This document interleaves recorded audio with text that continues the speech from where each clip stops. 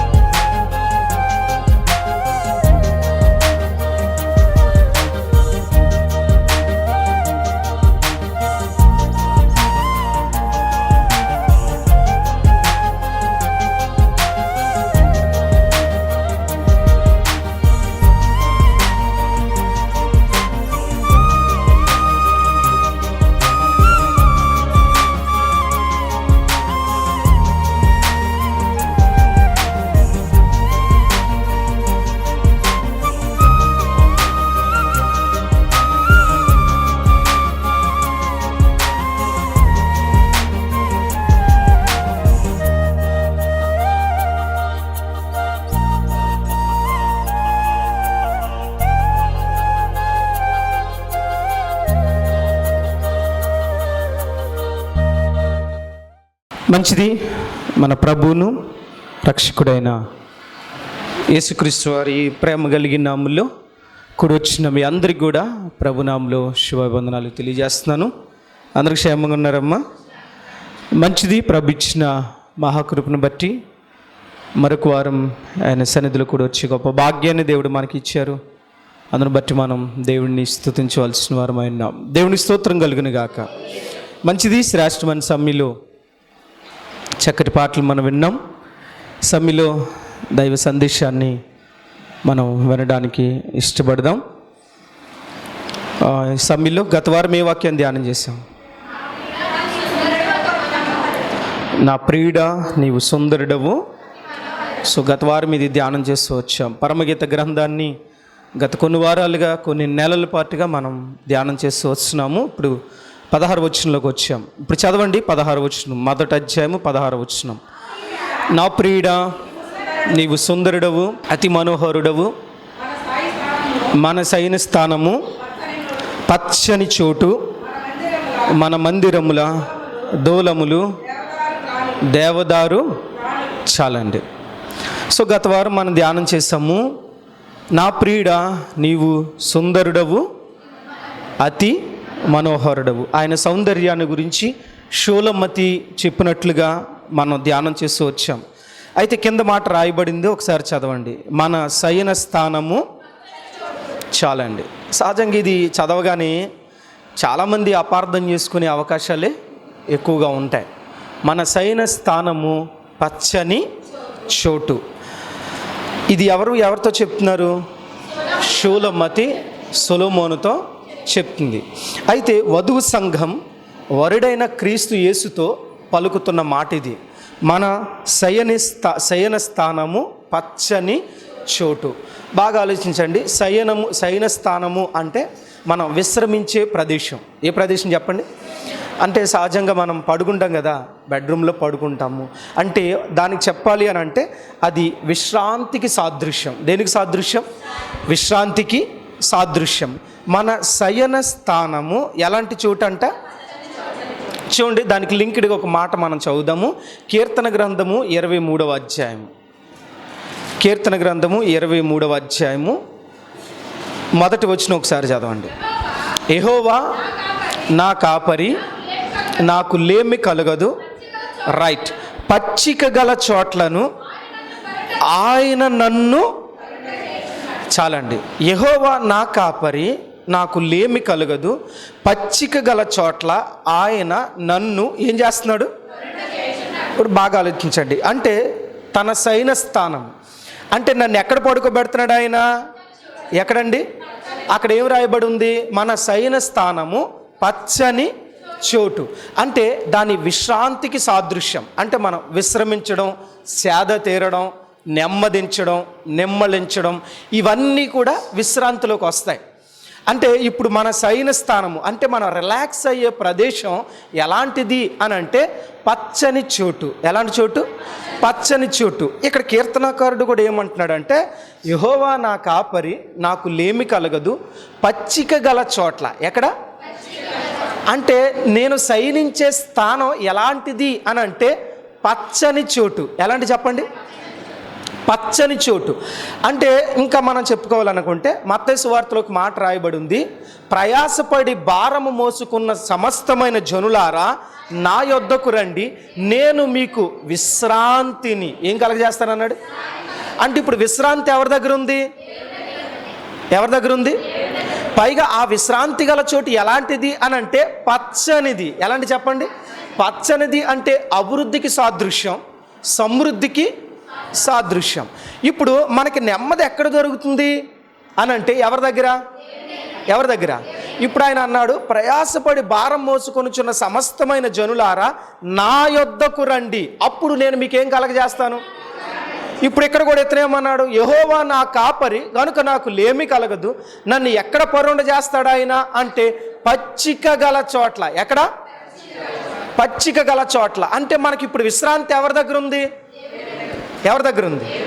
దేవుని దగ్గరే విశ్రాంతి ఉంది.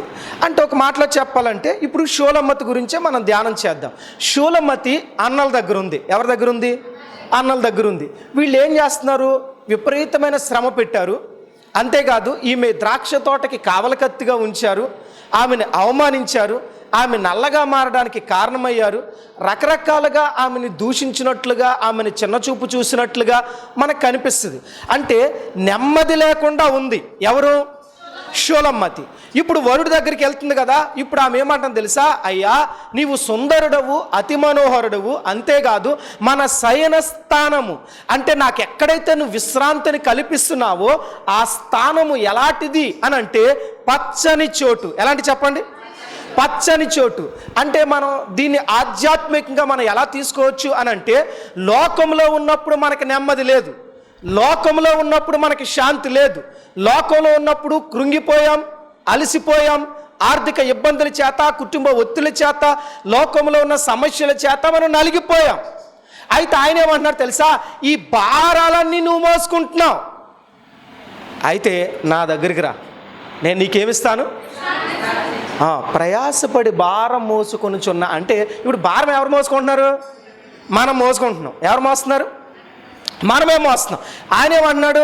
మీరు మోయక్కర్లా, నా దగ్గరికి రండి, ఆ భారం నుంచి మీకు ఏం కలగజేస్తాను. ఏం కలగజేస్తాను? విశ్రాంతిని కలగజేస్తాను. అంటే దేవుని దగ్గరికి వచ్చినప్పుడు మనకు నెమ్మది కలుగుతుంది, దేవుని దగ్గరికి వచ్చినప్పుడు విశ్రాంతి కలుగుతుంది, దేవుని దగ్గరికి వచ్చినప్పుడు మనం రిలాక్స్ అవుతాం. అంటే లోకంలో భారాలు ఉన్నాయి, లోకంలో సమస్యలు ఉన్నాయి, లోకంలో ఇబ్బందులు ఉన్నాయి. కానీ ఎప్పుడైతే మనం దేవుని దగ్గరికి వస్తామో ఆ భారానంతటిని దేవుడు ఏం చేస్తాడు? తీసేస్తాడు. ఎలా తీసేస్తాడు అని అంటే దేవుని దగ్గరకు వచ్చినప్పుడు మనం సమృద్ధిగా మారతాం. ఎలా మారతాం అంటే మన శయన స్థానం ఎలాంటిది అని అంటే పచ్చని చోటు. ఎలాంటిది అంటే దేవుని మందిరం ఎలాంటిది అని అంటే పచ్చనిది. ఎలాంటి చెప్పండి? అందుకే దావీదు భక్తుడు సార్ అంటాడు కదా, నేనైతే దేవుని సన్నిధిలో పచ్చని ఒలీవనై. ఎలాంటి వాళ్ళని అంటే దేవుని సన్నిధికి వచ్చినప్పుడు మనం ఒలీవ మొక్క వలె ఉంటాం. అంటే ఒలీవ మొక్క ఎండిపోదంట. ఏం చేయ చెప్పండి? అది వాడిపోదు. ఎప్పుడు సాధ్యం అని అంటే దేవుని దగ్గరికి వచ్చినప్పుడు. ఎక్కడికి వచ్చినప్పుడు అంటే లోకంలో మనకు చాలా భారాలు ఉంటాయి, అవునా కదా? ఉదాహరణకి బైబిల్ నుంచి ఇద్దరు స్త్రీలను చూపించి నేను సమయాన్ని ముగిస్తాను. ఒకటి హన్నా. ఏం పేరు చెప్పండి? హన్నా. వాస్తవానికి హన్నాకు వివాహమైంది, కానీ ఏం లేరు, పిల్లలు లేరు. హన్నా భర్త ఎవరు? ఎల్కానా. తనకి హన్నా, పెనిన్నా అని ఇద్దరు భార్యలు ఉన్నారు. పెనిన్నాకి పిల్లలు ఉన్నారు. రోజు పెనిన్న ఏం చేస్తుందంటే నీకు పిల్లలు లేరు, నీకు పిల్లలు లేరు, నీకు పిల్లలు లేరు అంటుంది. అనేసరికి ఆటోమేటిక్గా హన్నాకి ఏమొచ్చింది? ఏమొచ్చింది చెప్పండి? బాధ వచ్చింది. ఒక్కసారి రండి, మొదటి సమూయేలు గ్రంథము 1వ అధ్యాయము 8వ వచనం చదవండి. మా పెనిమిటి అని ఎల్కానా, హన్నా నీవెందుకు ఏడ్చుచున్నావు? నీవు భోజనం మానుట ఎలా? నీకు మనోవిచారం ఎందుకు కలిగినది? 10 మంది కుమారుల కంటే నేను నీకు విశేషమైన వాడను చాలని. ఇప్పుడు అన్నకి ఏముంది అని అంటే దుఃఖం ఉంది. ఏమని చెప్పండి? భోజనం మానేసింది. ఏం మానేసింది అంటే ఇప్పుడు హన్నాకి పిల్లలు లేరు, పిల్లలు లేకపోవడం ఒక ఎత్తు అయితే రోజు పెన్నెన్ని ఏం చేస్తుంది? పొడుస్తుంది. పొడుస్తున్న కారణాన్ని బట్టి ఆమెకు నెమ్మది లేదు. ఏం లేదు చెప్పండి, నెమ్మది లేదు. అంటే ఒక రకంగా చెప్పాలంటే సహజంగా పిల్లలు కలిగితే ఆ ఇల్లు పచ్చగా ఉంటుంది అని అంటాం కదా, అంటాం అన్నమా. ఇల్లు పిల్ల పాపలతో ఇల్లు పచ్చగా కలకలలాడుతుందండి అనరా. అంటే పిల్లలు లేరు అంటే ఆ కుటుంబం ఎలాంటిదంటే వాడిపోయింది, ఎండిపోయిన దానికి సాదృశ్యం. అందుకే ఆమెకి ఏం లేదు అంటే నెమ్మది లేదు, ఆమెకి ఏం లేదంటే సంతోషం లేదు. మనకి ఎప్పుడైతే నెమ్మది ఉండదో, టెన్షన్లో ఉంటామో, ఒత్తిడిలో ఉంటామో, ఏం సహించదో, తిండి సహించదు. అంతే కదా. మనం దుఃఖంతో ఉన్నప్పుడు మన అలకంతా దేని మీద చూపిస్తాం అంటే అలక అని కూడా కాదు కానీ ఆకలేదు. ఏమో చెప్పండి, ఎవరైనా చూడండి, విపరీతమైన దుఃఖంలో ఉన్నప్పుడు, విపరీతమైన బాధలో ఉన్నప్పుడు అన్నం తినబుద్ధి కాదు, నిజమే కదా. ఇప్పుడు అన్న కూడా అలానే ఉంది. ఎందుకు అంటే చాలా కాలం అయిపోయింది కానీ పిల్లలు లేరు, లోకమంతా వేలెత్తి చూపిస్తున్నారు. నువ్వు మందిరానికి వెళ్తావు కదా, నీ పరిస్థితులు అలా ఉన్నాయి కదా, నీ పరిస్థితులు ఎలా ఉన్నాయి కదా, ఎండిపోయిన జీవితం, నిస్సారమైన జీవితం, నెమ్మది లేని జీవితం. ఇంకా ఆమెకి ఎలా ఉందంటే రోజు ఇంట్లో ఉంటుంది కానీ ఆమెకి ఏం లేదు, నెమ్మది లేదు, సంతోషం లేదు. ఉండడానికి భర్తతో ఉంటుంది, భర్తతో కూర్చుంటుంది, భర్తతో గడపడుతుంది. కానీ తనకు అర్థమవుతుంది భర్తకి. ఎందుకనంటే భార్య మొహం ఎలా ఉందో ఎవరికి అర్థమవుద్ది? ఖచ్చితంగా భర్త మొహం ఎలా ఉందో భార్యకు, భార్య మొహం ఎలా ఉందో భర్తకు ఖచ్చితంగా అర్థమవుద్ది. ఏంటి రోజు బాగానే ఉండిదాను కదా, కొంచెం తేడాగా ఉంటున్నావు ఈ మధ్యన అంటే ఎలకాన అర్థం చేసుకున్నాడు. తనకి పిల్లలు లేరు కాబట్టి తను ఎలా ఉంది, ఎలా ఉంది, బాధగా ఉంది. అంటే టెన్షన్ పడుతుంది, ఏమాత్రం ఆహారం సహించట్లేదు, అన్నం తినడానికి కూడా ఇష్టపడట్లే. సరి కదా. రోజు ఏం చేస్తుంది ఇప్పుడు రోజు ఏడుస్తూ మనసులో బాధ ఉన్నప్పుడు హృదయం ఎలా ఉంటుంది? భారంగా ఉంటుంది. హృదయం ఎలా ఉంటుంది? హృదయంలో నెమ్మది లేదు, సంతోషం లేదు, సమాధానం లేదు. ఇప్పుడు అలాంటి సిచ్యువేషన్ నుంచి ఎల్కానా ఎక్కడికి తీసుకెళ్ళాడంటే షిలోహు మందిరానికి తీసుకెళ్ళాడు. ఎక్కడ తీసుకెళ్ళాడు? షిలోహు మందిరానికి తీసుకెళ్ళాడు. ఎప్పుడైతే ఈ మందిరానికి వెళ్ళిందో మందిరంలో ఏడ్చి ప్రార్థన చేసింది. ఏడ్చి ప్రార్థన చేసిన తర్వాత అక్కడ కొంత కాన్వర్జేషన్ జరిగింది. జరిగిన తర్వాత ఏం జరిగింది అని అంటే చూడండి ఒకసారి 18వ వచనం, 18వ వచనం, 1 సమూయేలు గ్రంథం 1వ అధ్యాయం 18వ వచనం. ఆమె అతనితో, నీ సేవకురాలైన నేను తర్వాత ఆ స్త్రీ తన దారిని వెళ్ళిపోయి భోజనము చేయించు నాట నుండి దుఃఖముఖిగా నుండుట చాలండి. ఇప్పుడు వచ్చేటప్పుడు ఎలా వచ్చింది? ఇవే దుఃఖంతో వచ్చింది, భారంతో వచ్చింది, నెమ్మది లేకుండా వచ్చింది. ఇప్పుడు వెళ్ళేటప్పుడు ఎలా వెళ్తుందంట? గట్టిగా చప్పట్లు కొట్టి దేవుడి నామాన్ని స్తుతిద్దామా? అంటే అర్థమైంది తెలుసా? 100 సమస్యలతో మనం దేవుడి మందిరానికి రావచ్చు, కానీ దేవుడు ఎలా పంపిస్తాడో తెలుసా? ఆ సమస్యల నుంచి ఉపశమనం కలిగించి బయటికి నేను విశ్రాంతితో. అందుకే ఆయన అన్నాడు కదా, ప్రయాసపడి భారం మోసుకొనుచున్న సమస్తమైన జనులారా నా యొద్దకు రండి. ఎవరి దగ్గరికి రావాలి? ఇప్పుడు బాగా ఆలోచించండి. 100 సమస్యలతో ఉన్నప్పుడు నువ్వు రావాల్సింది ఎక్కడికో తెలుసా? దేవుని మందిరానికి రావాలి. నెమ్మది లేనప్పుడు దేవుని మందిరంలో కూర్చుని ప్రార్థన చేయాలి, దేవుని ఆరాధన చేయాలి. ఎప్పుడైతే అలా చేస్తావో చూడండి, ఈమె వచ్చేటప్పుడు ఏడుస్తూ వచ్చింది, వచ్చేటప్పుడు దుఃఖముఖిగా వచ్చింది, వెళ్ళేటప్పుడు ఎలా వెళ్ళిందట? సంతోషంగా వెళ్ళిందంట. ఇప్పుడు బాగా ఆలోచించండి. రావడం భారంతో వచ్చింది, రావడం విశ్రాంతి లేకుండా వచ్చింది, రావడం నెమ్మది లేకుండా వచ్చింది, కానీ వెళ్ళడం మాత్రం ఒకవేళ నేను అనుకుంటాను ఇంటికి వెళ్ళిన తర్వాత ఎలకని అడుగుడు, ఏంటే అప్పుడు పిల్లలు లేరు ఇప్పుడు పిల్లలు లేరు, ఏంటి మంచి చాలా హ్యాపీగా ఉన్నాం, ఇంత ఖుషీగా ఉన్నాం, ఇంత సంతోషంగా ఉన్నాం, ఇంత మార్పు ఏంటి అని అంటే నా భారం ఎవరి మీద వేసాను? ఎవరి మీద వేసాను? దేవుడు అదే చెప్తున్నాడు, ప్రయాసపడి భారం మోసుకొనిచున్న సమస్త జనులారా. ఎవరి దగ్గర రావాలి? నువ్వు దేవుడి మందిరానికి ఎందుకు రావాలి అంటే నెమ్మది లేని నీ జీవితానికి నెమ్మదినిచ్చే స్థలం దేవుని మందిరం. విశ్రాంతి లేకుండా వచ్చిన నీకు విశ్రాంతినిచ్చే స్థలం ఏంటి? దేవుని మందిరం.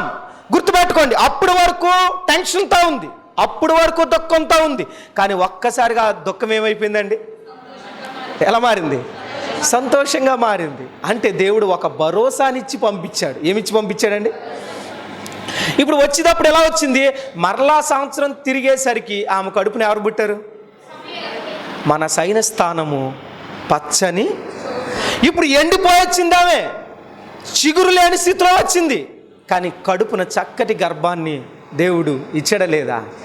అంటే ఈ దేవుని మందిరం పచ్చని చోటు అంటే అర్థమేంటి తెలుసా?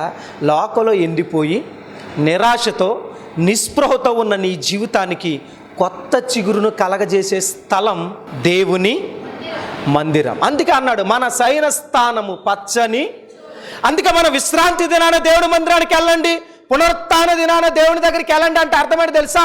లోకంలో ఉన్న సమస్యల నుంచి విడుదల పొందడానికి మనం వెళ్ళాల్సిన స్థలం దేవుని మందిరం. మీకు అర్థమవుతుందా? ఇప్పుడు హన్న ఏడుస్తూ వచ్చింది సంతోషంగా. ఈరోజు ఈ మాటలు వింటున్నప్పుడు లోకంలో మనం దరిద్రంగా ఉండొచ్చు, లోకంలో 100 రకాల భారాలతో ఉండొచ్చు, లోకంలో రకరకాల సమస్యలతో ఉండొచ్చు, కానీ ఎప్పుడైతే మనం దేవుని దగ్గరికి వస్తామో మనకు ఆయన ఏం కలగజేస్తాడు తెలుసా? ఏం కలగజేస్తాడు? విశ్రాంతిని కలగజేస్తాడు. ఇప్పుడు మనం మనుషుల దగ్గరికి వెళ్ళామనుకోండి, మనుషులు విశ్రాంతిని ఇస్తారా లేకపోతే ఇంకా బాధ కలగజేస్తారా? మూలిగే నక్కమే తాటికాయలాగా నీకు పుడతారేంటి అన్న? ఇన్ని సంవత్సరాలు అయిపోయింది, ఇన్ని సంవత్సరాల తర్వాత ఇంకా నీ మొహాన్ని పిల్లలు ఎక్కడ పుడతారు? నా మాట విని ఎవరో ఒకరిని తీసుకొచ్చి పెంచుకో అంటారా? నిజంగా ఇంకెక్కడో హోప్ ఉన్నా సరే, ఇంకెక్కడో పుడతారులే అన్న ఆశ కూడా చచ్చిపోద్ది. అందుకే ఆమె మనుషుల దగ్గరికి వెళ్ళా. ఎవరి దగ్గరికి వెళ్ళింది? ఎవరి దగ్గరికి వెళ్ళింది? గుర్తుపెట్టుకొని మన సమస్య వచ్చినప్పుడు మనుషుల దగ్గరికి వెళ్ళకూడదు. ఎందుకని? మనుషులు మనల్ని ఆదరించకపోగా ఇంకా సూటిపోటి మాటలతో మనల్ని ఏం చేస్తారు? పొడుస్తారు. ఇప్పుడు హన్నాను పెనిన్నా ఏం చేస్తుంది? బాగా ఆలోచించండి. ఇప్పుడు ఇద్దరు ఒక భర్తకి సంబంధించిన వాళ్ళే కదా, పోన్లే నా పిల్లలు నీ పిల్లలు కాదేంటి, పెంచుకో, ఈ రక్తమే కదా అని పెనిన్న అనొచ్చా అనకూడదా? అనొచ్చు కదా. అనలా.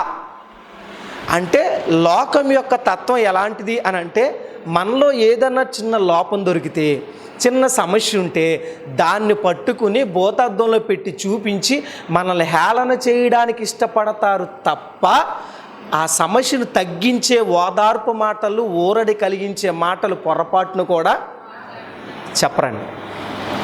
గుర్తుపెట్టుకోండి, ఈరోజు ఈ వాక్యం వింటున్నప్పుడు పిల్లలు లేకుండా ఎవరైనా నీ వర్తమానం చూస్తూ ఉంటే దేవుడు చెప్తున్న మాట తెలుసా? దేవుడు ఖచ్చితంగా నువ్వు దేవుని మందిరానికి వచ్చి నువ్వు నీ బిడ్డ కలిసి మోకరించి ప్రార్థన చేస్తే, అయ్యా నా పిల్లకి లేదా నా కుమారుడికి, నా కుమార్తెకి ఇంకా వివాహమై చాలా సంవత్సరాలైంది, పిల్లలు లేరనే వాళ్ళు చాలామంది ఫోన్ చేస్తూ ఉంటారు. వాళ్ళకి సేవకుడిగా నేను చెప్తున్న విషయం ఏంటో తెలుసా? ఈ భారం ఇప్పుడు వరకు నువ్వు మోసింది చాలు. ఇప్పుడు నువ్వు ఎక్కడ తీసుకురావాలి ఈ భారాన్ని? ఇప్పుడు ఎవరు మోస్తారు? అంటే నీ భారం నీ మీద ఉంటే నీకు బరువు. ఇప్పుడు మీరు ఒక 50 కేజీలు మోసుకొచ్చారనుకోండి, మీకు భారం. నేను తీసేసుకుని ఎందుకులే అమ్మ నువ్వు మోయడం ఎందుకులే అని చెప్పి నేను మోసాను అనుకోండి, ఇప్పుడు నీ భారం ఎవరు మోస్తున్నట్టు? అందుకే యాకోబు గ్రంథకర్త ఏం రాశారు తెలుసా? మీ చింత యావత్తు ఎవరి మీద వేయాలి? ఎవరి మీద వేయాలి? ఇప్పుడు అన్న ఎవరి మీద వేసింది? అప్పుడు వరకు ఎవరి మీద ఉంది? ఎవరి మీద ఉంది? ఇప్పుడు చెప్పండి, మీ చింత మీ మీద ఉందా దేవుడి మీద ఉందా? నిజమా? మరి అన్నం దండం ఎందుకు మానేస్తున్నారు? చాలా బాధగా ఉందన్న, అందుకే రాత్రి ఆహారం సహించలేదన్న అంటే అర్థం ఏంటి? ఇంకా నీ భారం ఎక్కడుంది? ఇంకా నీ మీదే ఉంది. నీ మీదే నీ భారం ఉంది కాబట్టి ఇంకా ఏడుస్తున్నావు. నీ మీదే నీకు భారం ఉంది కాబట్టి ఇంకా దుఃఖపడుతున్నావు. నీ చింత యావత్తు ఎవరి మీద వేయాలి? చూడండి, అంతకుముందు హన్నా ఏటాటా షీలోకి వెళ్ళింది, కానీ చింత మాత్రం ఎవరి మీద వేయలేదు? దేవుని మీద వేయలేదు. నువ్వు దేవుని ఎప్పుడైతే నమ్ముతావో దేవుడు కార్యం అప్పుడు చేస్తాడు. నమ్ముట నీ వలనైతే అంటే ముందు నువ్వు నమ్మాలిగా, దేవుడి కార్యం చేస్తాడు అని నమ్మాలి. ఇప్పుడు ఇన్ని సంవత్సరాలు వచ్చినా కలగని నమ్మకం అన్నాక ఆ సంవత్సరం కలిగింది. ఇప్పుడు చింత వేసింది. ఇప్పుడు వచ్చేటప్పుడు తినడం మానేసి వచ్చింది కదా, నువ్వు ఎందుకమ్మా భోజనం మానేసావు అని అడిగాడు ఎల్కానా. ఇప్పుడు వెళ్ళిన తర్వాత నాట నుండి దొక్కముగ్గా ఉండడం మానేసి సృష్టిగా ఏం చేస్తుంది? ఏం చేస్తుంది? ఇప్పుడు బాగా ఆలోచించండి. ఇప్పుడు ఇంటికి వెళ్ళిపోయినా ఉంటే పిల్లడు పుట్టేయడా? పోనీ ఇంటికి వెళ్ళగానే ప్రెగ్నెంట్ వచ్చేసిందా? మరి ఆడ ఎందుకు మానేసింది? అంటే సమస్య తీరక ముందే తనకు అర్థమైంది మన శయన స్థానము పచ్చని చోటు. ఎందుకో తెలుసా? ఎండిపోయిన నా జీవితాన్ని చిగురింపజేయగలిగిన సామర్థ్యం ఎవరిలో ఉంది? నా దేవునిలో ఉంది. అలాంటప్పుడు నేనెందుకు నిస్సారంగా ఉండాలా, నేనెందుకు ఏడవాలా అనుకుని ధైర్యంగా సంతోషంగా వెనక్కి వెళ్ళింది. నమ్మకంతో ఆ సంవత్సరం వెళ్ళింది కాబట్టే మళ్ళా సంవత్సరం వెనక్కి ఎలా వచ్చింది? దేవుని మందిరానికి వచ్చిన నువ్వు ఈ రోజు నుంచి నా సమస్య తీరద్దని చెప్పి వెళితే సంతోషంగా మళ్ళీ సమస్య తీరు వస్తావు. బయటికి వెళ్ళినట్టు అనుమానం వచ్చేస్తుందిగా. పాస్టర్ గారు చెప్పారు బాగానే ఉంది కానీ ఇంకెక్కడో కొడుతుంది నాకు, ఇంక రాదు అది. ఇంకా అనుమానం ఉన్నప్పుడు ఖచ్చితంగా దేవుడు ఆ కార్యాన్ని నీ జీవితంలో చేయడు. మీకు అర్థమవుతుందా? ఇప్పుడు ప్రయాసపడి భారం మోసుకుంటూ వచ్చింది, విశ్రాంతి కలిగి వెళ్ళింది. ఈరోజు ఈ మాటలు వింటున్నప్పుడు ఈ సమస్యతో ఎవరున్నా సరే దేవుడు చెప్తున్న విషయం, ముందు మందిరానికి వెళ్ళి ప్రార్థన చేయండి. ఎక్కడికి వెళ్ళి ప్రార్థన చేయాలా? చాలామంది ఏం చేస్తారంటే ఇంటి దగ్గర కూర్చుని ప్రార్థన చేసుకుంటారు, ప్రభువా నాకు పిల్లల్ని. మరి మందిరానికి ఎవడు వెళ్తాడు? కొంతమంది మందిరానికి వెళ్ళరు. నేను మళ్ళీ చెప్తాను, నువ్వు మందిరానికి వెళ్ళి తీరాల్సిందే. ఇది దేవుని వాక్యం, దేవుని వాక్యం. చూడండి, అలా సమృద్ధిగా తర్వాత దేవుడు ఆశీర్వదించలేదా? ఎంతగా ఆశీర్వదించాడో తెలుసా? సమూయేలు ఒక్కడేనా? ఇంకా దేవుడు పిల్లల్ని ఇచ్చాడా లేదా?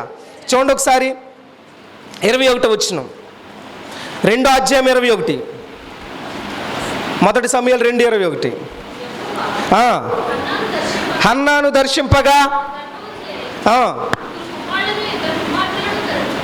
ఎంతమందినండి? 3 కుమారులు. మొత్తం ఎంతమంది అయ్యారు మరి సమూయేలుతో?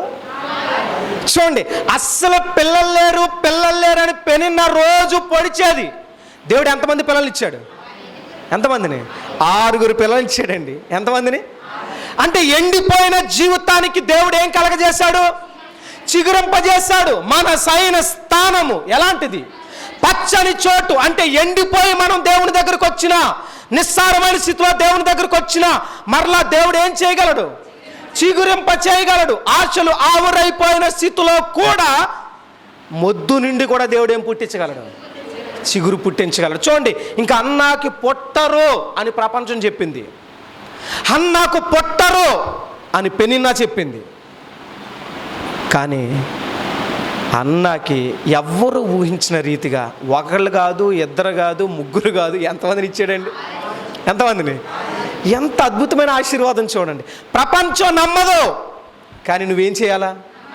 నమ్మాలి. ఇది నీ జీవితంలో జరగదు, నీ బతుకు బాగుపడదని ప్రపంచం చెప్పొచ్చు, కానీ నీకు మాత్రం ఏముండాలా? ఎందుకో తెలుసా? మొద్దు నుండి చిగురు పొడద్దా? కానీ దేవుని గొప్పతనం ఏంటి తెలుసా? ఆ మొద్దు నుండి కూడా ఏం పుట్టిస్తాడంట? చిగురు పుట్టిస్తాడు. ఇప్పుడు పిల్లల పుట్టని స్థితి నుంచి 6 పిల్లల్ని దేవుడు ఇవ్వలేదా? అంతెందుకండి, షారాకి 100 సంవత్సరాల వయసులో అసలు పిల్లలే పుట్టరు అన్నారుగా. 100 సంవత్సరాల వయసులో అబ్రామ్ ఉన్నాడు, 90 సంవత్సరాల వయసులో షారా ఉంది, పిల్లలు ఇచ్చాడా లేదు? అంటే మొద్దు నుండి కూడా ఏం పుట్టించగలడు ఆయన? చిగురు పుట్టించగలడు. అందుకే చెప్తా, ఏ భారంతో నువ్వు ఉన్నా సరే ఎవరి దగ్గర రావాలా? దేవుని దగ్గరికి వస్తే ఎండిన ఎముకల్ని సైతం ఆయన ఏం కలగజేశాడు? జీవాన్ని ఇచ్చాడు. ఏమిచ్చాడండి?